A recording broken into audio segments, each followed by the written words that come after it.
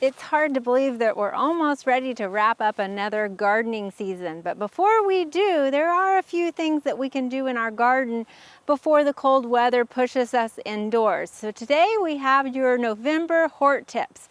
And as we talk about wrapping things up in the garden, there is one particular thing that you do want to wrap up, and that's any new or young trees that you might have planted. I know a lot of people planted new trees this past year because of the loss that we took over the ice storm and then also the winter freeze. If you have young trees, a lot of times they have green bark on them, or they don't have that mature chunky bark developed just yet. So in order to protect them through our winter months, you want to make sure to wrap them. This prevents a thing called sun scald. In the winter months, the sun is at its hottest in the southwest sky. That's usually late in the afternoon, and so that sun really heats up that southwest direction of the tree trunk. And what happens are those plant cells on that tree trunk are full of moisture, and so they really warm up, and then quickly as the sun sets, our temperature drops dramatically and sometimes into freezing temperature ranges. And so that causes those plant cells to then rupture as they freeze. So continually, day after day, as this happens, more and more plant cells are damaged, especially on that southwest side. So often sun scald, therefore, is sometimes named southwest injury as well. Now, this isn't something that's going to cause your tree to die overnight or within one season.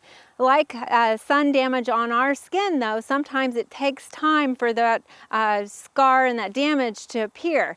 And the same is true with southwest injury or sun scald on your trees. So if you don't cover your trees, what happens is a lot of times after a couple of years of this repeated injury, you will finally start to see that scar reveal itself on the southwest side of that trunk of the tree. And it will look like a damaged wound where those plant cells have been injured. Now, in order to prevent this from happening to your new tree, you want to make sure that as we go into those winter months, that you wrap the trunk of your tree, either with a plastic tree wrap that you can easily put around that trunk, or perhaps burlap. So that will basically kind of insulate and protect that young bark as it is exposed to that sunlight in those winter months. Now, the other thing you want to keep in mind is boxwoods and other broadleaf evergreens. So I know a lot of people lost their hollies and maybe they replaced them with other evergreens. And if you did, evergreens, broadleaf evergreens, are also susceptible to freeze and drought in those winter months. And the reason why is because they have a much smaller root system because they were just newly planted. The other thing about broadleaf evergreens is the fact that they don't lose their leaves. So in all of these leaves, they have to maintain a certain amount of moisture. Well, as we know, as we go into those dry winter months, we have dry winds. And so all of these leaves create more surface area for that wind to pull out that moisture out of those leaves. The other thing is if the soil hasn't received enough moisture, or perhaps it is frozen, then that plant's not able to take up any moisture that it might be losing out of its leaves.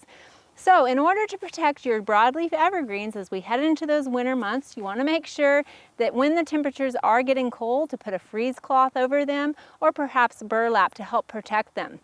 The other thing is make sure if you haven't received any significant amount of rainfall in the last month, say about 1 inch of rain in the last month, you want to make sure to supplement them with some water or irrigation somehow. Now, this freeze damage is more a concern if your evergreen plants are planted out in the open where they're more exposed to the wind. But a lot of times we plant our evergreens up underneath the eave of our house near the foundation. And so if you think you might have received significant rainfall, if they are that close or you have a large enough eave, it might be that you still need to water them because they might not have received the rainfall that you thought they did. So you also want to check that. So as the leaves are beginning to fall, the one area that you really want to make sure that you're checking in your landscape and raking up those leaves is on your cool season fescue lawn, as they can shade that turf grass and be detrimental to the overall health of it. So make sure you're raking your leaves on your cool season lawn. As far as the rest of your garden, you also want to make sure that you're picking up any debris that might have been diseased.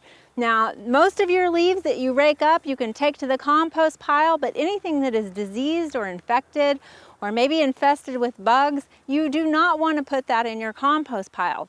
And it's important to get that out of your garden now so that things do not overwinter and cause problems next spring.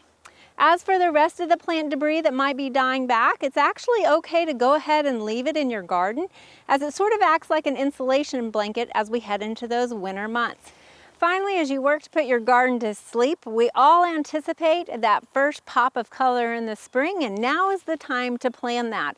Oftentimes that color in the spring is provided to us by our bulbs. Now keep in mind, as you're planting spring bulbs, it's not too late to go ahead and get them in the ground, but remember that tulips tend to serve as annuals here, whereas daffodils and hyacinths will continue to return year after year.